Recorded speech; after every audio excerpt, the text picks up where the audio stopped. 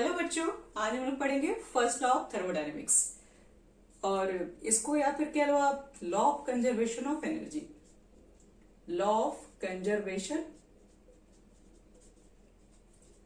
Of energy, दोनों के principal same है। देखो बच्चों लोग, हमसे फर्स्ट लॉ ऑफ थर्मोडायनेमिक्स क्या कहते हैं, इसकी स्टेटमेंट क्या है। चलो सबसे पहले इसी के ऊपर बात कर लेते हैं। According to this law, according to this law, देखो ये स्टेटमेंट क्या बोलता है फर्स्ट लॉ ऑफ थर्मोडायनेमिक्स। तो फर्स्ट लॉ ऑफ थर्मोडायनेमिक्स का कहना है energy can neither be created, can neither be created nor destroyed. Energy can neither be created nor destroyed, although it may be converted. It may be converted. इसको हम लोग सिर्फ convert कर सकते हैं। It may be converted from one form to another form, one form to another form, ठीक है। या फिर ऐसे बोल सकते हो, और energy of the system remains constant, और energy of the system remains constant.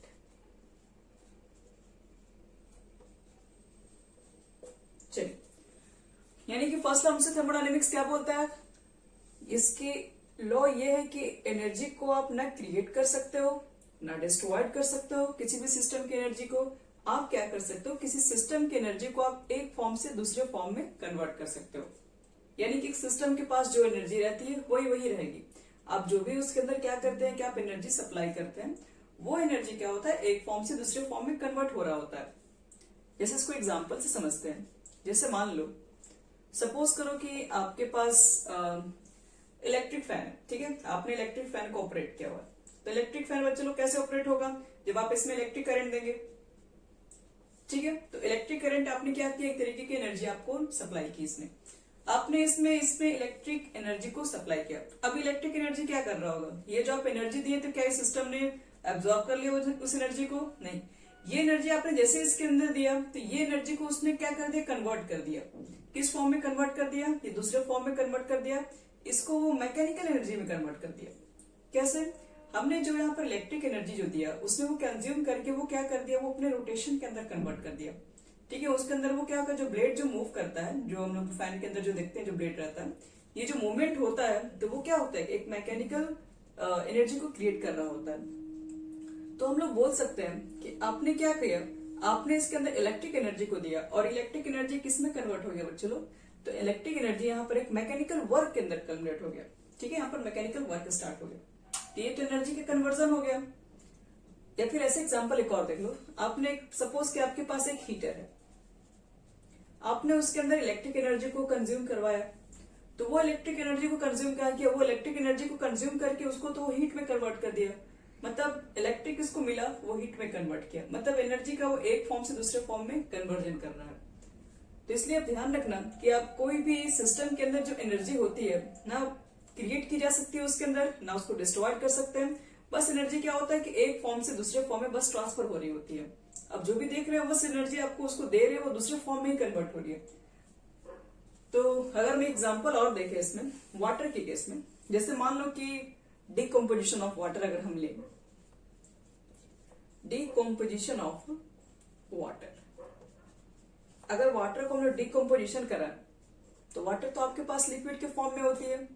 आप क्या करते हैं, 285.8 किलो जूल को उसको हीट सप्लाई करते हैं, और वो कन्वर्ट हो जाती है वेपर के अंदर, मतलब H2 गैस में कन्वर्ट हो जाती है और O2 गैस के अंदर कन्वर्ट हो जाती है, इतने हीट को एब्जॉर्ब करने के बाद, ठीक है। और वापस जब H2 और O2 जब कंबाइन होगा बच्चे लोग, जो H2 फिर से फॉर्म होगा, जितनी आपने हीट इसको एब्जॉर्ब करवाई थी सेम हीट क्या होगा, रिलीज होगी, इतना ही हीट। इसका मतलब क्या है आपके पास है, जब ये सिस्टम के अंदर आपने ऑब्जॉर्व करा H2O2 में कन्वर्ट हुआ, ये H2O2 आपस में जब कनेक्ट होंगे तो यहाँ से फिर उतना ही आपके पास जो हीट होती है वो रिलीज होती है।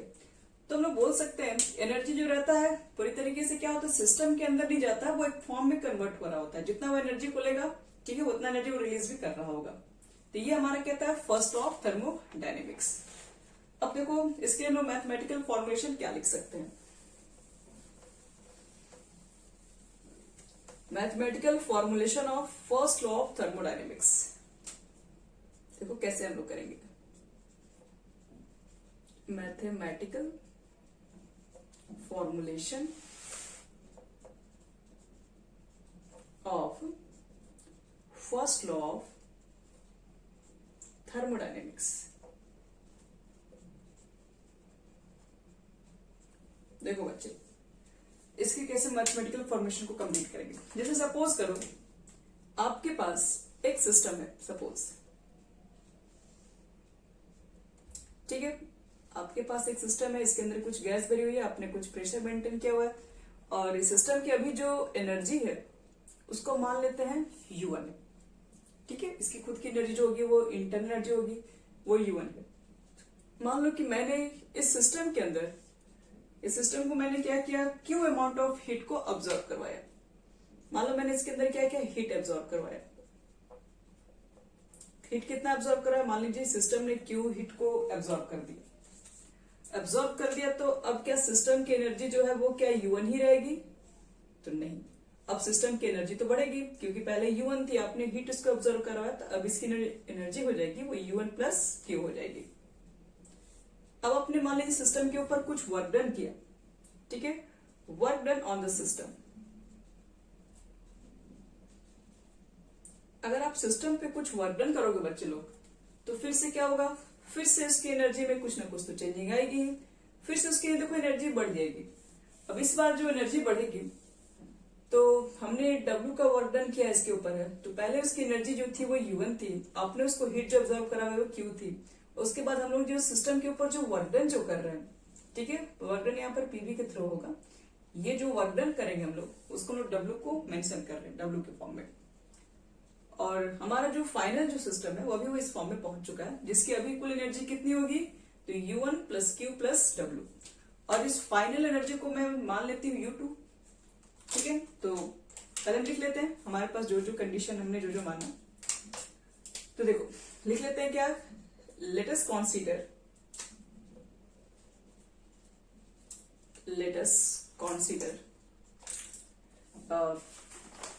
किसको मान लेते हम लोग हैं, द इंटरनल, या sorry the initial internal energy, the initial internal energy of the system is equal to U1, ठीक है। और if it absorb Q hit, then its internal energy becomes कितनी हो जाएगी, तो U1 प्लस Q। फर्दर हमने फिर क्या किया, वर्क डन इसके ऊपर किया, further work W is done on the system,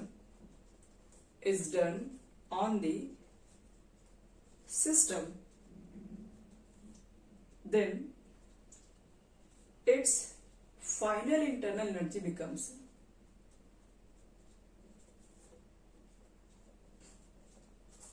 कितनी हो जाएगी बच्चों लोग, तो क्या बोलोगे, U1 plus Q plus W। चलो वेरी गुड। तो हम फाइनल इंटरनल एनर्जी को मान ले रहे U2, ठीक है। इसके बाद देखो क्या स्टेप लिखेंगे,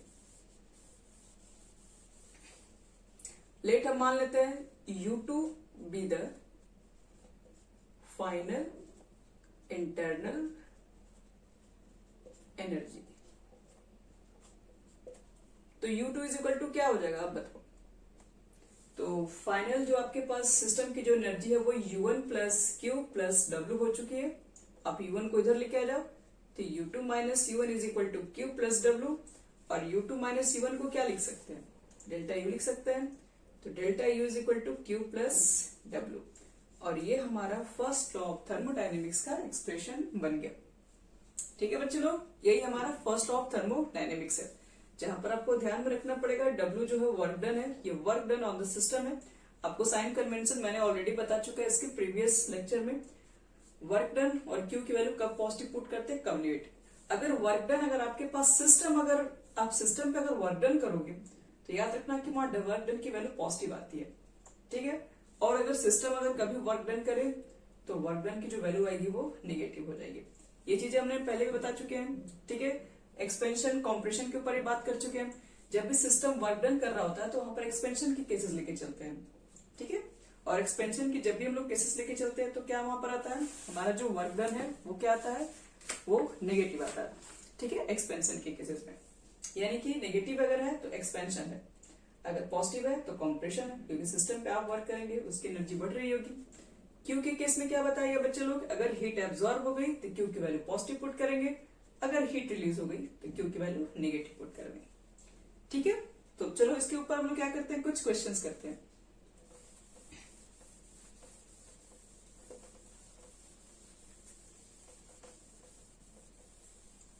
देखिए एक न्यूमेरिकल्स इसके ऊपर कैसे, एक क्वेश्चन हम लोग करते हैं, ए system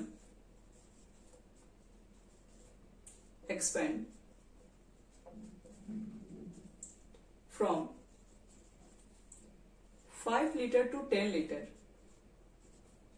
against a constant external pressure, a constant external pressure of 2 atm if it absorb 800 joule of heat, then calculate delta U for the process।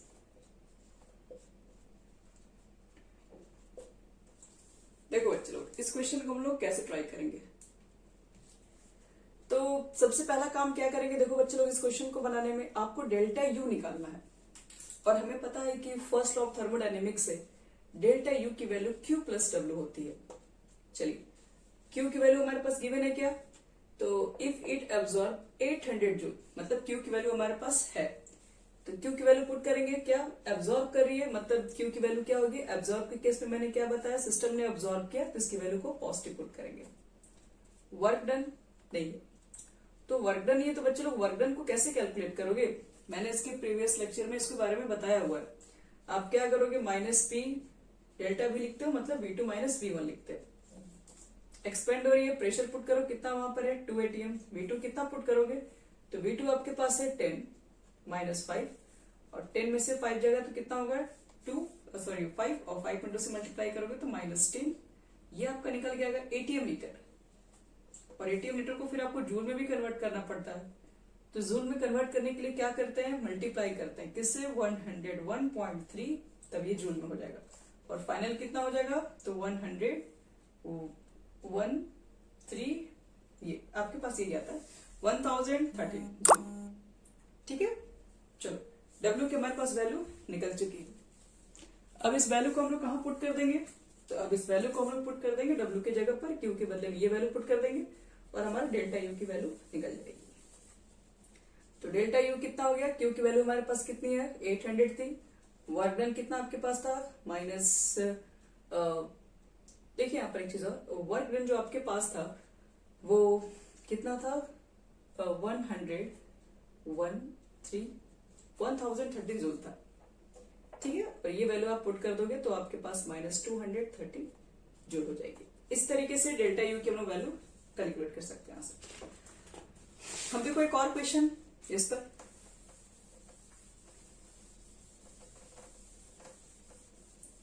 देखिए एक क्वेश्चन मैं और दिखाती हूँ आपको। नेक्स्ट क्वेश्चन हमारे पास है FeCO3, ठीक है, फेरस कार्बोनेट है, आप इसको हीट करते हो तो FeO सॉलिड और CO2 गैस के फॉर्म में बाहर निकलती है। और एट 25 डिग्री सेल्सियस, ठीक है, 25 degree Celsius the heat absorb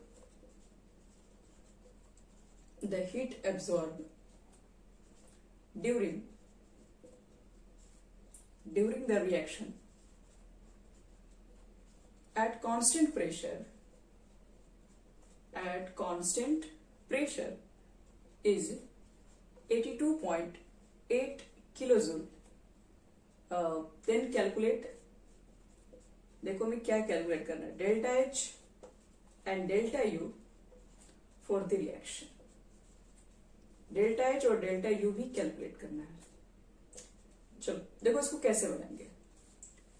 तो एक चीज देखो तो यहाँ पे the heat absorb during the reaction at constant pressure, यानी मैंने आपको पढ़ा चुका है कि हीट एक्सचेंज अगर कोई कांस्टेंट प्रेशर पे करता है उसी को तो हम लोग चेंज इन एंथैल्पी बोलते हैं, मतलब डेल्टा एच बोलते हैं। और आपके पास डेल्टा एच की वैल्यू ऑलरेडी क्वेश्चन में गिवन है 82.8 किलो जूल, ये हमारा डेल्टा एच की वैल्यू हो गया।